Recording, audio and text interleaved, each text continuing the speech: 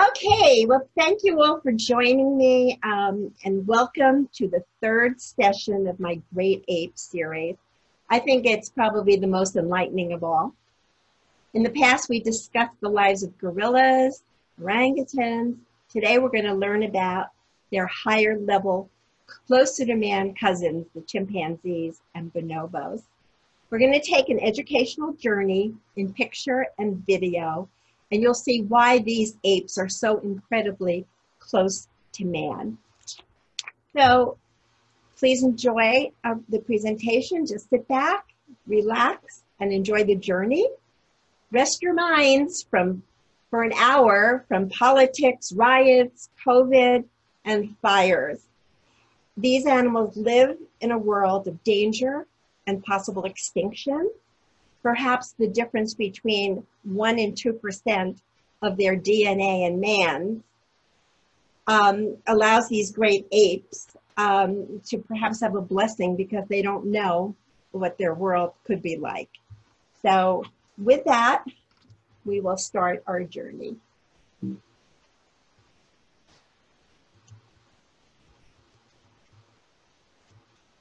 Okay, we're going to try to start our journey. Okay. This is a review for those of you that joined me in the other presentations. People, this is the primate tree of life. You can see two different slides here. The one in which I talked about last time, where 12 to 16 million years ago, this tree of life of primates began.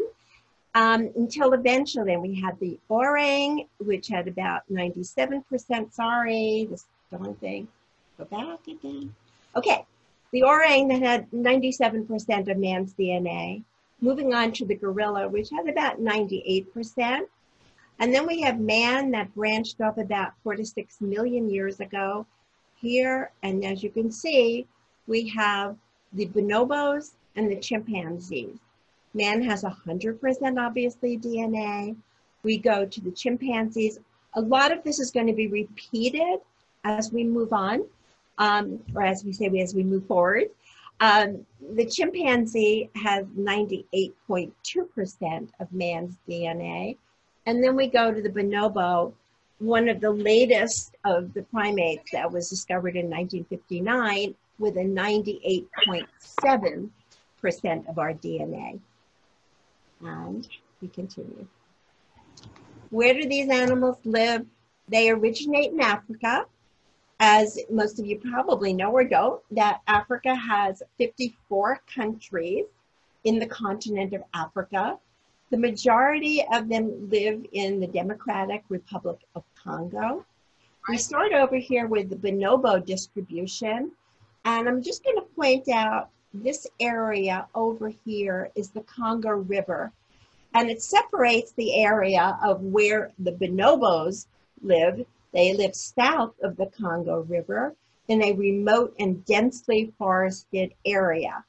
That is probably the reason that it took a long time for researchers to even know that they existed, because they, as I said, living in remote and densely forested areas, you have to really get in there to see them. Chimpanzees live north of the Congo River, and as a result, they also live from west to central Africa. They have a much wider range. What happens, whoop, I'm trying to move people here 1 second. Go back. Okay. So what happened, sorry, just a second. That's what happens when you have a mouse that is very sensitive. Okay, so the difference between living in the north or north of the Congo River versus south of the Congo River has made their personalities very, very different. In an area where the chimpanzees lived and continue to live, there's very little food. It's very hard when you have many chimpanzees to find the food that they need each day. So it becomes an area where they get angry, which we'll get into, and there's a lot of fighting. And I think that has just passed down from one group to another. It's become inbred. The bonobos, as you will see, live in an area where fruit is plentiful and life is a joy. And that affects their personality. So let's move on. We will start with the chimpanzees. What I would like you to do is concentrate on the photos, and I will describe them, because if you move back and forth between the words and the photos, it's going to get confusing, as I had said before. I would just like you to look at the photos, as I said, and I will go into that. If you want to take notes, it's all here, or you'll see it again if you choose on video. So we have the chimpanzees, 98.2 of man's DNA. They have very long arms. They have dark coloring. They have shorter legs and a shorter body. They're about 4 feet tall, and they weigh about 115 pounds. They're very strong. They probably have about twice the strength of man. They live in their own territorial existence, and you'll see that they don't like it when there's a threat to their territory. Their lifetime is about 40 to 50 years. And as I already said, they have twice the strength of man, and they're territorial. And they have very dark natures. They are bullies. They don't get mad. They get even. Okay, and now we're going to see their what they eat when they have food. This is their diet. I'm just going to try, if you'll just hold on a second, I'm going to just try, there we go. I'm moving people around so they're not in the middle of my text. Okay. Chimps have been recorded eating termites, seeds, fruit, leaves, bark, honey, flowers, and insects. And this makes up most of their diet. However, chimpanzees also hunt other animals, like monkeys or small antelope, for meat. Chimpanzees are the only great ape that's omnivorous, vegetarians as well as carnivores. Hi, Anna. Rabbi Samantha, is there a way for me to get rid of these thumbnails of everybody? Yes, so there's that little sort of black box that is surrounding all of the people, and there's those 3 symbols, or it might be 4 symbols. So the one that's just one line, it should be the very first one, click on that. Oh, that's wonderful, because I'm just, I keep moving people around, and as a result, it's kind of slowing down my talk. So there's your monkey, there's your chimpanzee. And as I said earlier, chimpanzees, all great apes, have no tails. The lower prosimians had tails and continue to have tails. That's the difference between them. Moving onward.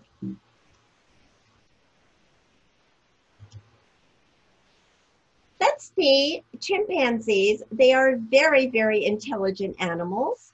And if this works, which it may not, oh, well, that's technology. I thought it was going to work. Let's see. Nope. We were going to see a video of chimpanzees' intelligence at making tools, but we'll talk about that later. I hope the rest of them work. This is the family structure.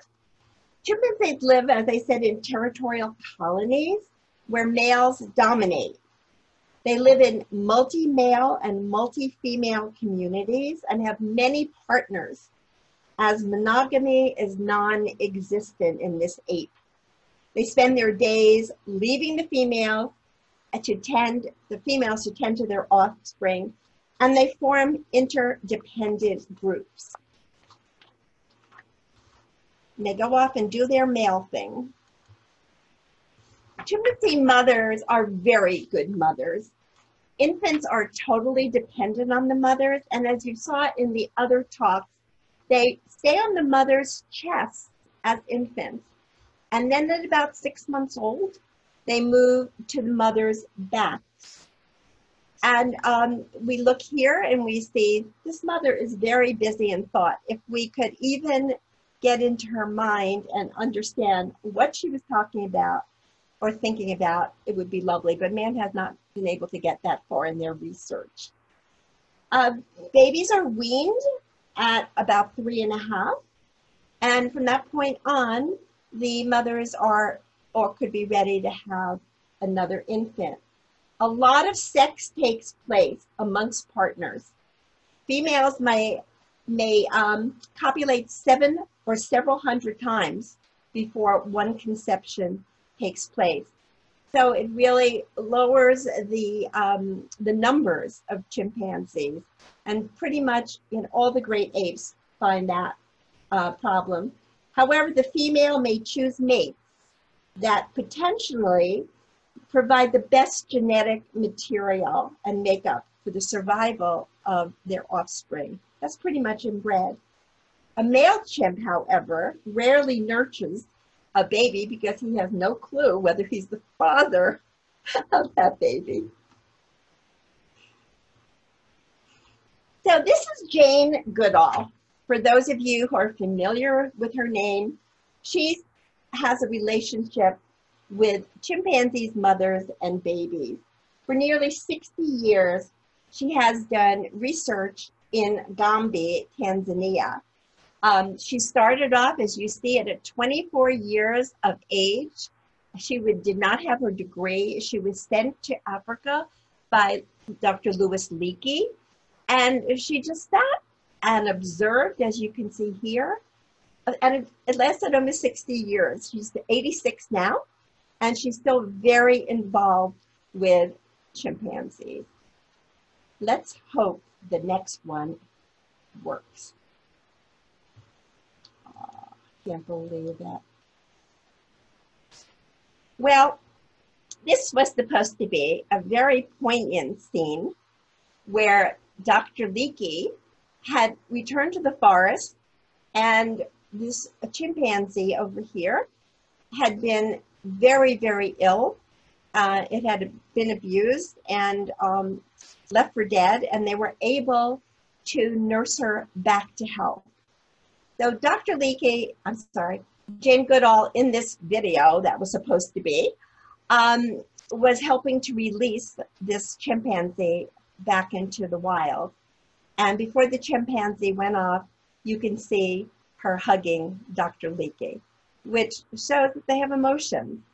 And back in the beginning, when Jane Goodall started her research, she was laughed at. They wouldn't believe that science wouldn't believe that chimpanzees had intelligence or they had feelings. As I said, now at 86, her work continues as she feels even more compelled to spread the need for conservation. She spent her time with chimpanzees, mothers, and babies because males were very aggressive. Gombe is a national park, and so there was some safety. And we will now go on and see what the males are like. Now we have our dominant male and their cohorts. Adult chimpanzees form interdependent relationships here. They kind of look threatening, and they are. As I said, they go off and do their male thing. They meet, they plot their days. As earlier said, they have very dark sides to their nature. They have histories of violence. And again, they are the only great ape that kills for food and to maintain their survival. Not like man. Man, as we know, has other dark sides. Now let's see if the next video actually works. Nope. Can't believe this. They hoot, they're very loud, and they understand one another. What they say, man has no clue, but they have a variety of different sounds. I'm going to try to get out of this for a second. One second, I want to see if the other, if I go onto here, and I'm going to do this.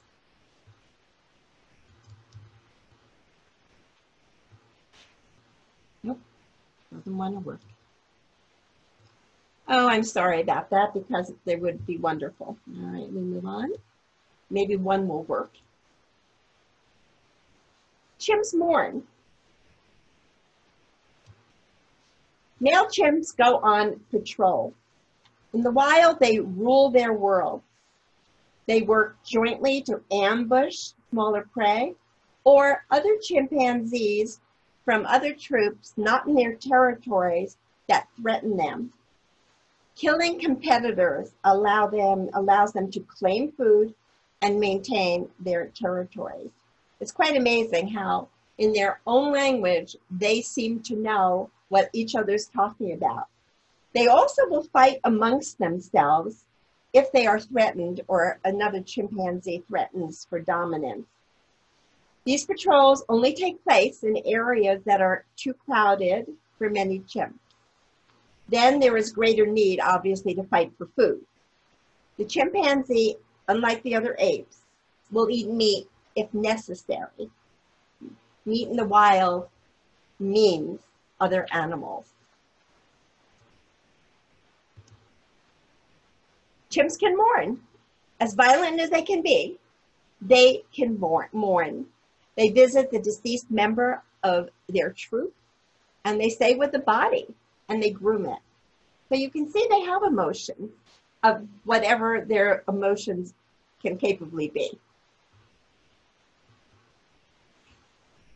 And then we have the past, where chimpanzees were brought to circuses, zoos, and they were even an act on the Ed Sullivan Show. This is a 1950s poster advertising these chimpanzees. At that time in the 50s, it was acceptable to take animals, such as chimpanzees, because they were so cute when they were young, and put them in circuses without even regarding the needs of these animals. In the past, animals would be brought to these shows. They'd be taken out of the wild. There were no real restrictions. Today, it's a whole other world because conservation is there and there's much more guarding. Taken from their mothers as infants, they were required to be obedient, and then they were beaten into acquiescence if they weren't obedient. By the age of 6 to 8 years, there were strains showing, and they were discarded when they were too big to handle, and their teeth were removed if they were violent. Accredited zoos wouldn't take them. So what were they going to do? There were few sanctuaries for them.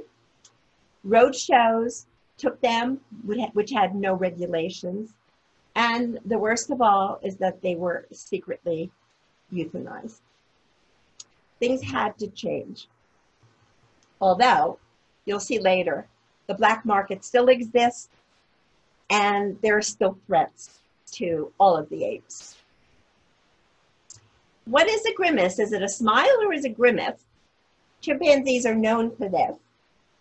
A human smile to them is seen as threatening, and showing their top teeth shows fear or intimidation, which is exactly what they're trying to have the man or other threats see.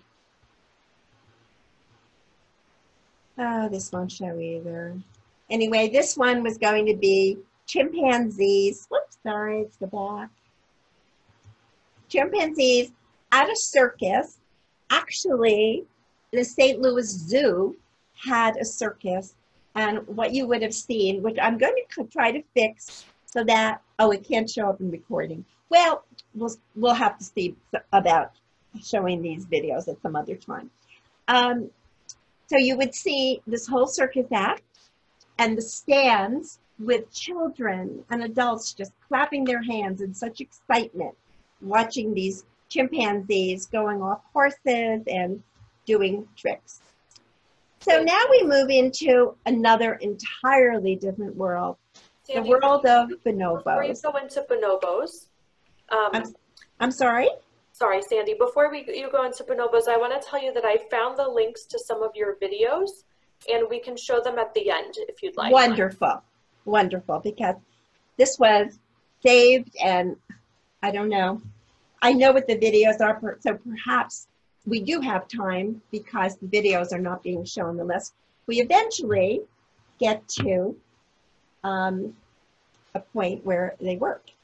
So the life of bonobos, totally different than the life of chimpanzees. You can even see it in their faces. Sex and fruit is their life. That's the sweet life of bonobos. You can see here, they are darker in color. They have black faces. Their hair is parted in the center, going back to like the hippies. They have heads and ears that are smaller, longer bodies, and longer legs, which allows them to walk on twos. They're not so much taller than the chimpanzees. They're 4.8 feet tall. They have less body hair, and they have 98.7% of man's DNA. They have gentle natures and live about the same length of time, that is, unless man and other threats get in their way.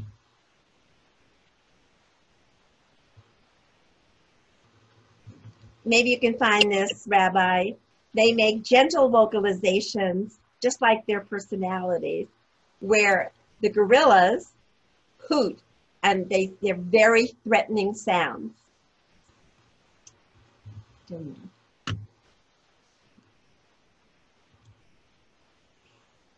They share their food, and they're strictly vegetarians.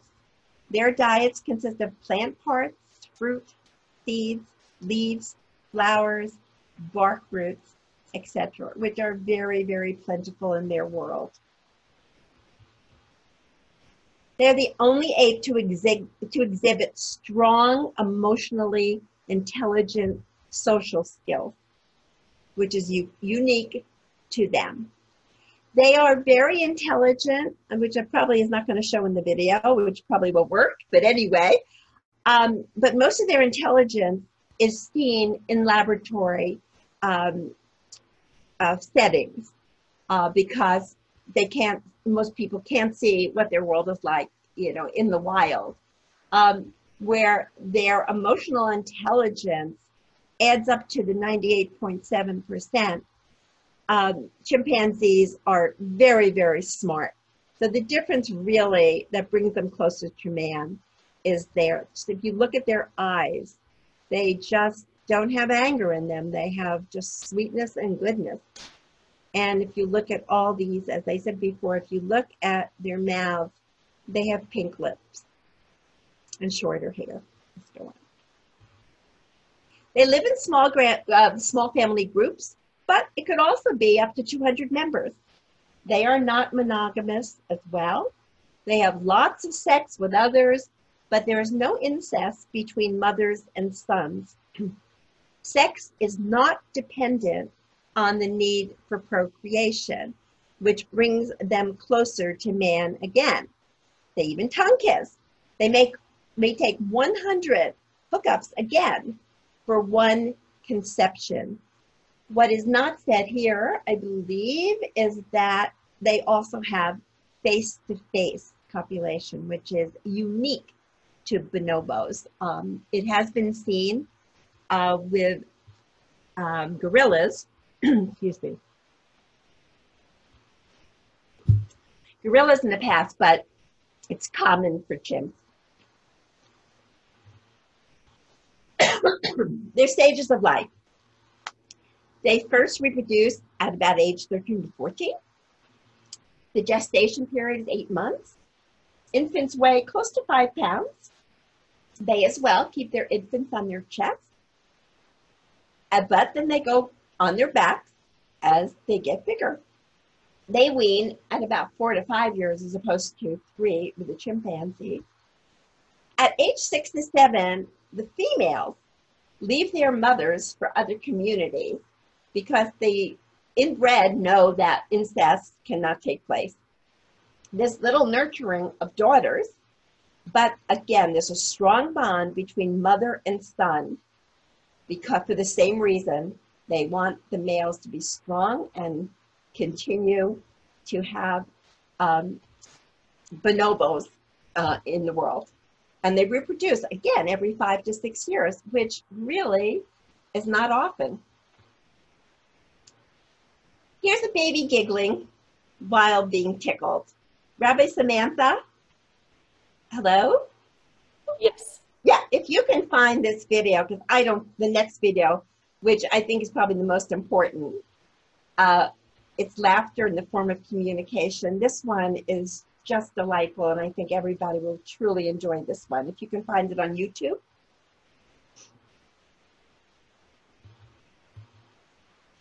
Conflict resolution. Bonobos go out of their way to avoid discord and often use tenderness and sex to resolve conflict.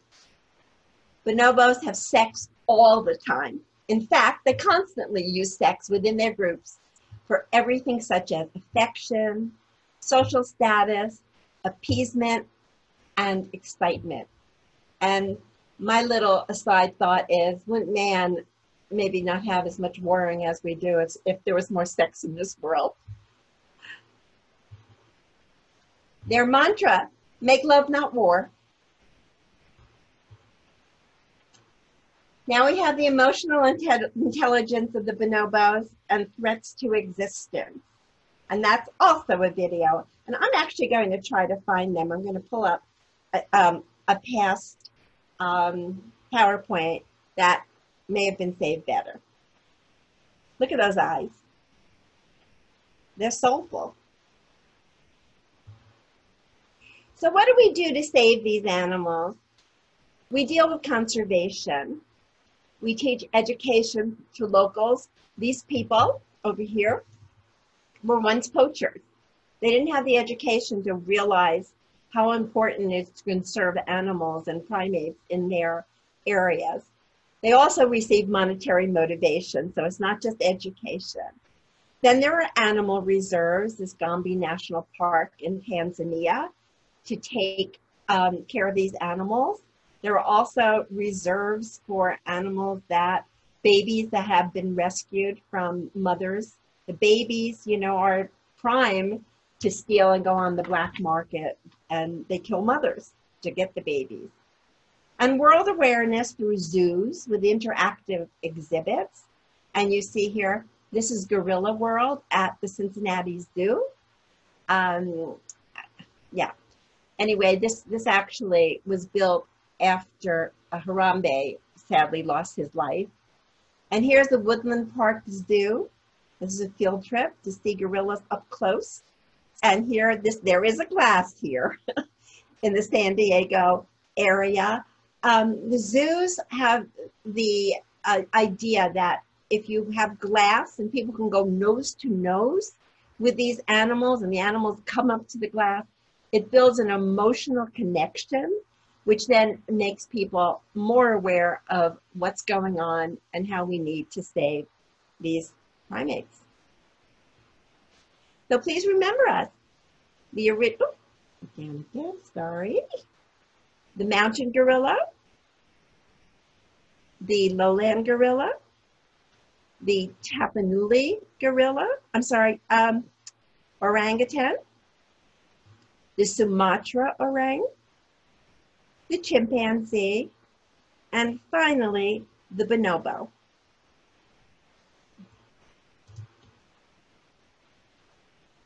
The end. However, I want to go back, if you'll bear with me for a moment, I want to just go back and see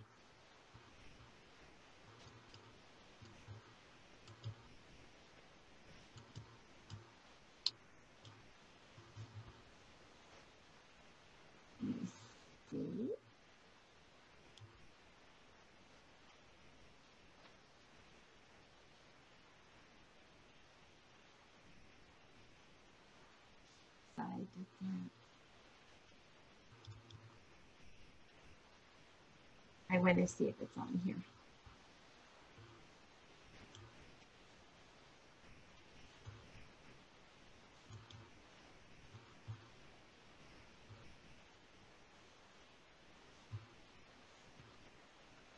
Nope. Won't show. Sandy, I have the videos and they may Okay. be to, Wonderful. okay, so I'm gonna, Sandy, I'm going to stop your screen sharing. Okay. And I'm going to begin sharing on my screen. And I apologize if they're not quite in the order that you... It's okay. Everybody knows the story. So, okay, wonderful. So this is the chimp show at the St. Louis Zoo. And you will see how enthralled everybody is and not even slightly aware or appreciative of the need to protect these animals. Go ahead. Okay. And if it sounds good, can you give me a thumbs up? And if it sounds bad, a thumbs down. Good.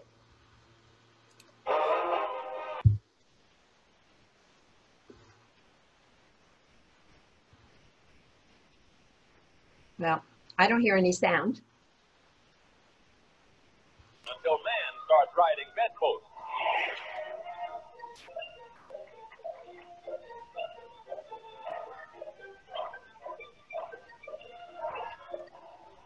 Alley-oop.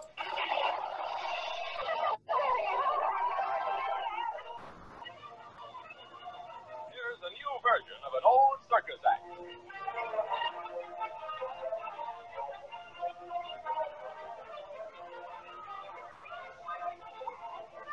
Yes, the chimps make monkeys out of men, as they prove who's zoo at the zoo.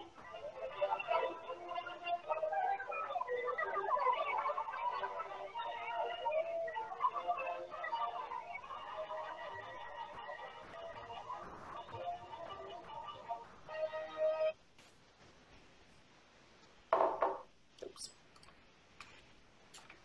Okay. But Sandy, you said that you weren't able to hear that. No, I finally did. Okay. All right. Wonderful.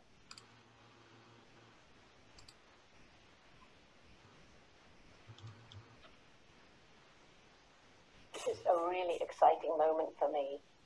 Here is Wunda, and she nearly died, but thanks to Rebecca, she came back from the dead almost.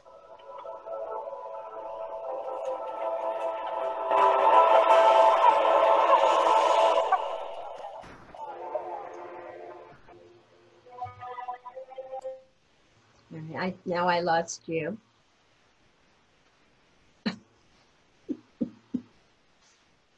Hello. Uh-oh.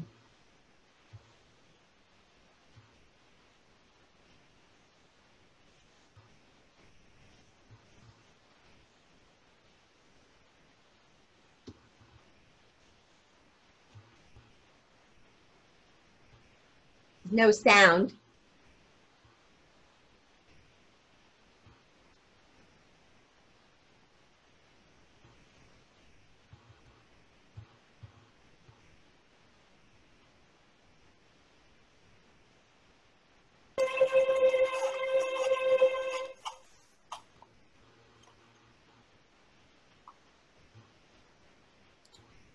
No sound on that one either? I don't know. Did other people hear sound? No? Okay. All right, but you get the picture. Yeah. So here's another one. We'll see if this one works. I'm in the middle of my... All right. So if everyone who's here could give me a thumbs up when this starts playing if you hear the sound, and a thumbs down if you don't hear anything.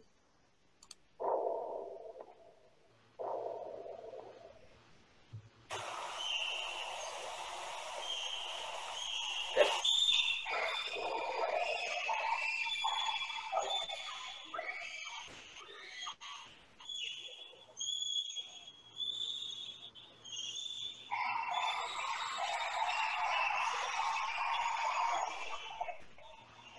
They sound like they're chirping. It's very gentle sound. Somebody asked me if it was birds chirping. That's crazy.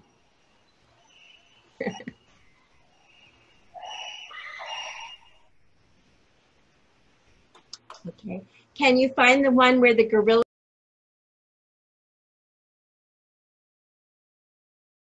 chimpanzees, they hoot, and they're very loud, and they're very threatening as compared to the one that we saw with the bonobos being so gentle.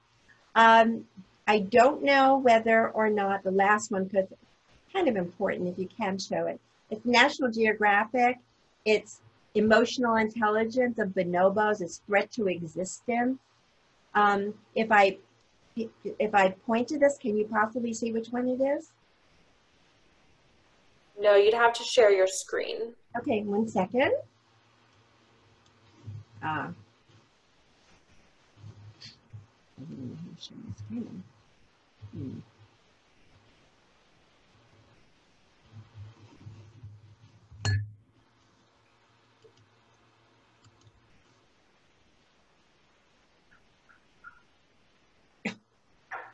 Now I lost you altogether.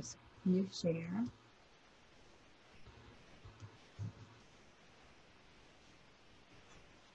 I don't know. Can you see my screen? I can see your PowerPoint. Yeah, so it's this one. Right.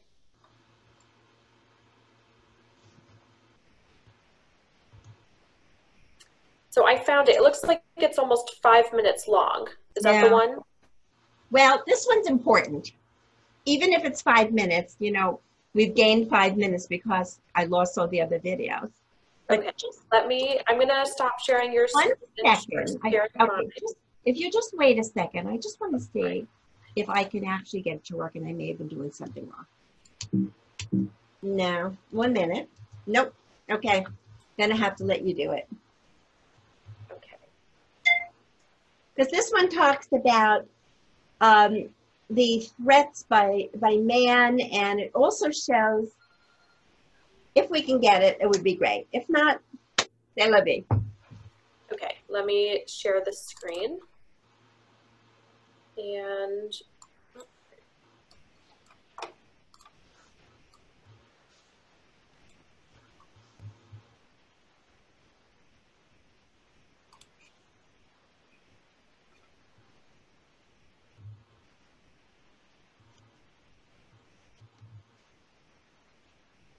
yeah, it's trying. Thank you very much for You're welcome. kind of saving the day. You know, it's always technology. You have all the information, you think everything's going to go, and right. We have two closest relatives, not one. And bonobos and chimpanzees are like our cousins. And it's a little bit like having two first cousins. They're equally related to you, but they're different from each other. One of the reasons people haven't heard of it is because bonobos only live south of the Congo River in one country, the Democratic Republic of Congo. What humans naturally jump to is their sexual behavior. The Kama Sutra is quite boring if you watch bonobos for a while. But I think if bonobos could, they would sort of be puzzled and say, really what's special about us is we are the only ape that doesn't kill. One of the ways that we've tried to understand bonobo psychology better is we've given them the opportunity to share with one another in a way that challenges ideas about how humans might be unique. Given that bonobos in the wild are not aggressive towards strangers, and in fact are often seen interacting with them quite peacefully, we thought, well, what a wonderful opportunity to test this idea. We found that bonobos actually voluntarily help a stranger to get something that they want. This has been found in little kids in many different cultures, but it's the first time that we found similar behaviors in non-human primates. It tells us part of human altruism maybe is a result of biology. Whether it goes to the degree of humans is then another question, but at least it's in part of our DNA. So once we knew that, we got really interested. What is it about bonobos emotionally that allows them to do this? So one of the fun things that's been used to understand how animals, including humans, feel about others is to look at contagious yawning.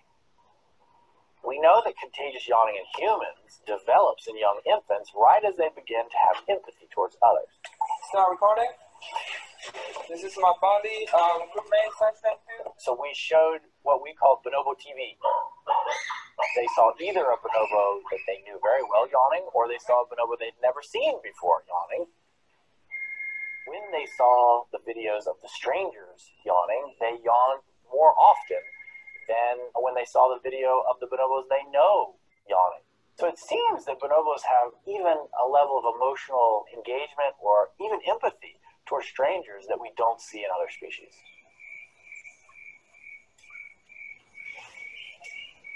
Here is a species that could teach us more about how to be humane than probably anything else in the world, but they are in a place in the world that they are under a lot of pressure.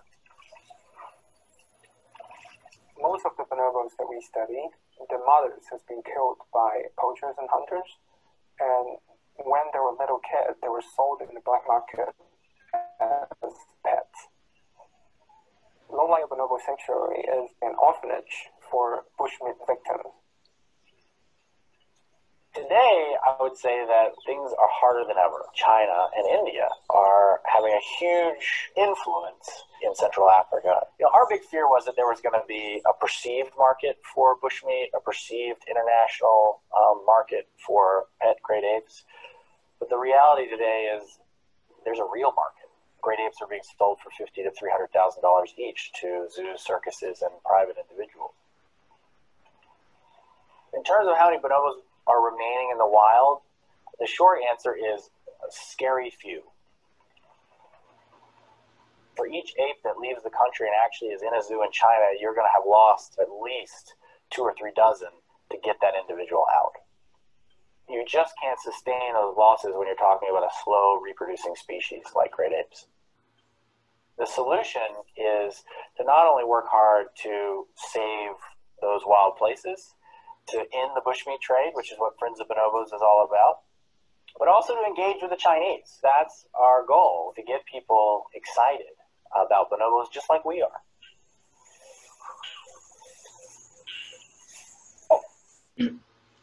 What is most interesting about that video, it really talks about the dangers that these poor animals are facing.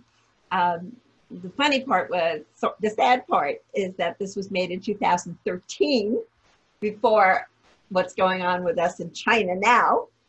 And yeah, it's really sad because it is Asia that deals with bushmeat actually for natives, but for places like Asia, right now it's Vietnam, and which really believes in trophies, various different parts, hands, aphrodisiacs. I mean, it's just the saddest thing. As he said in the video, that it could be up to 24 animals that are killed to try to bring out these babies.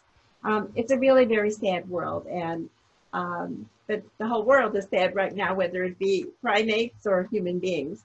But I wanted to share that with you. I'm really sorry that my videos didn't work, but as I said, you have to be flexible, and I appreciate Rabbi Samantha just kind of getting in there and saving some of the presentation. Now I'm going to check and see why they didn't embed, but that's the way it is. And you know, you go on with the show, and hopefully you maintain your calm, which I'm trying to do.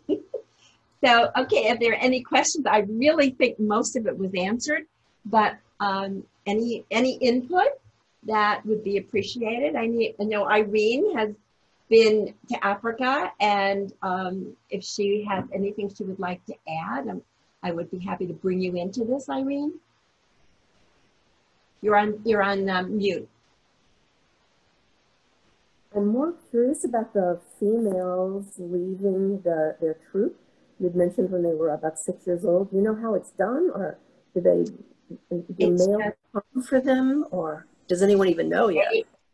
The mothers probably just say goodbye because they're protecting, and there's, as I said, there's very little nurturing between mothers and girls. And, you know, it's amazing.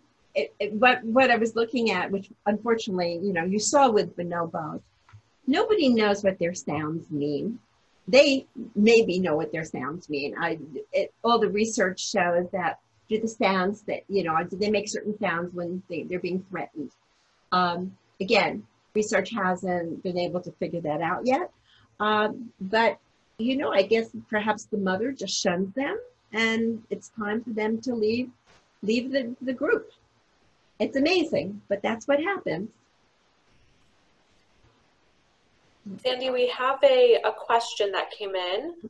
Are bonobos found in many zoos, and do they have they been found to reproduce in zoos?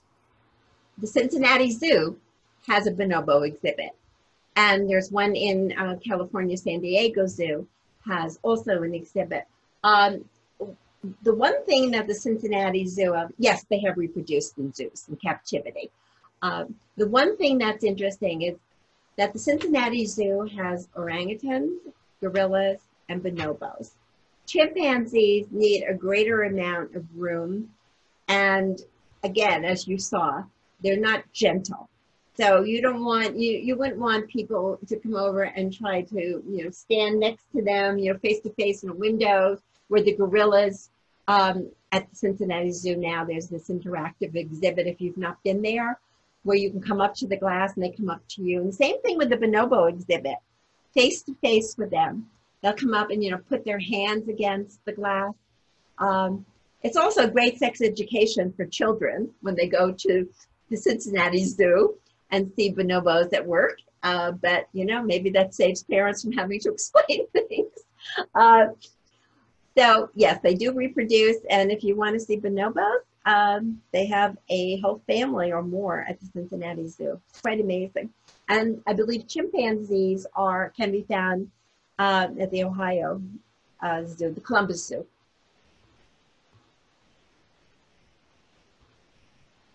We've had great success in Cincinnati. In the past, my other talks, Cincinnati Zoo in 1970, Newsweek magazine was called the sexiest zoo in the country. Constant reproduction of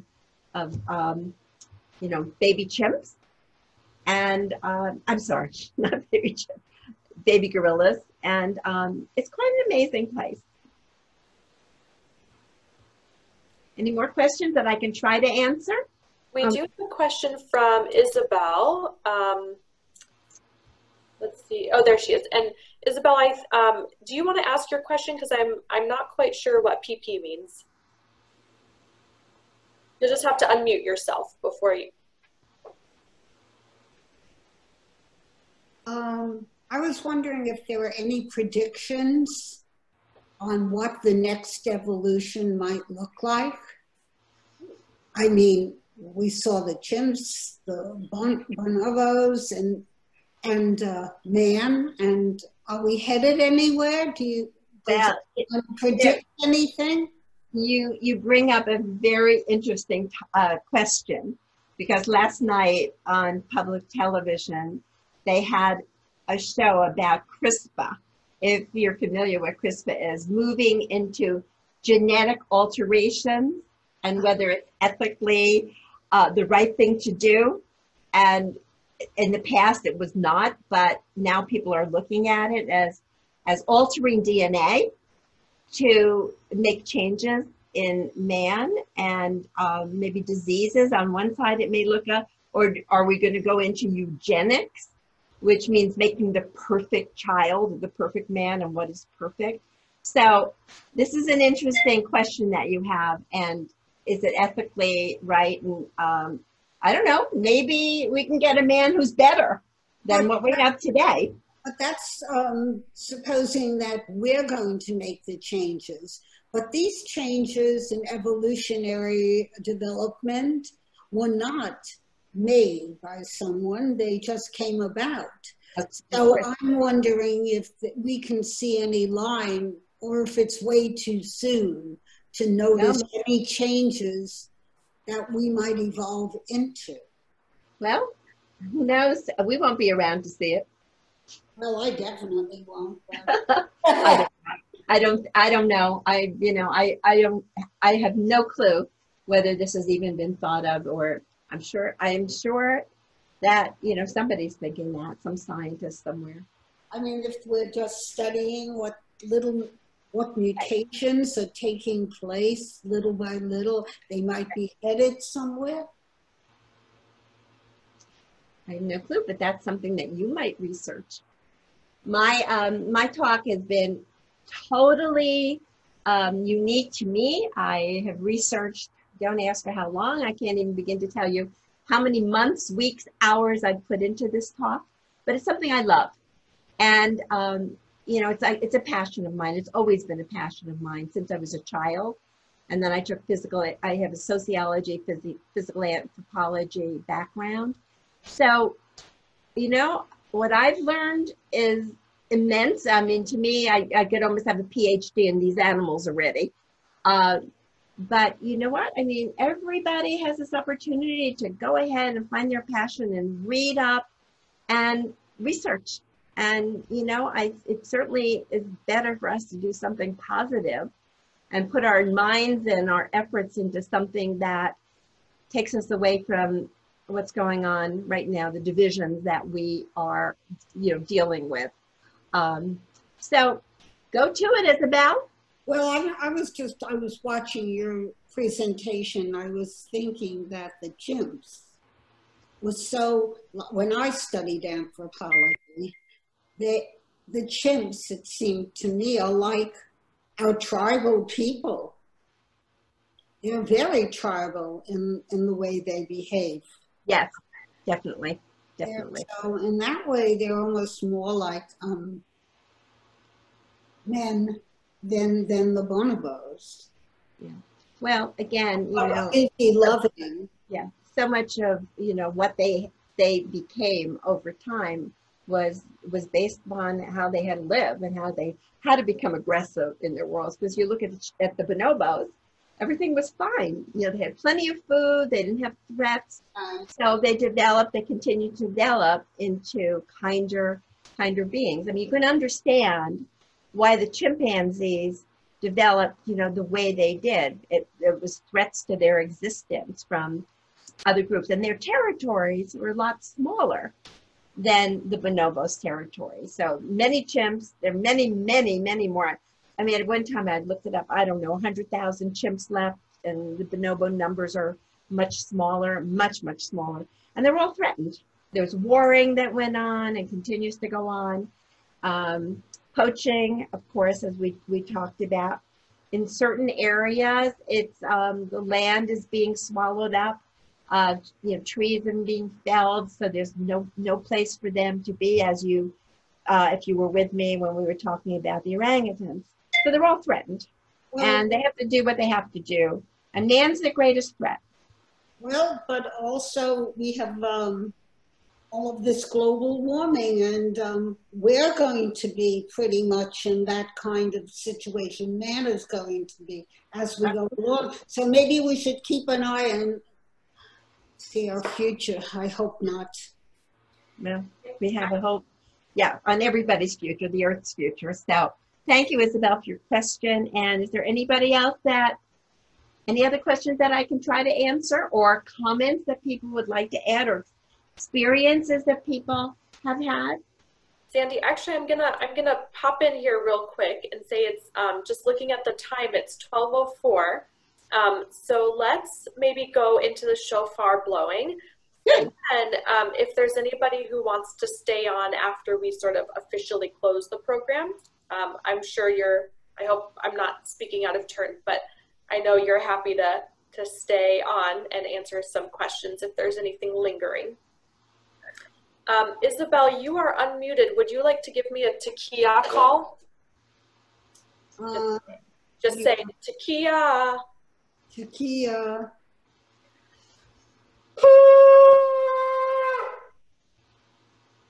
What's next? And Sandy, thank you so much for your presentation today. Thank you for helping me and, you know, providing, pitching in there. And thank you all for being a part of this program. And I hope that your hearts were warmed, and as mine always is with these animals. So thank you.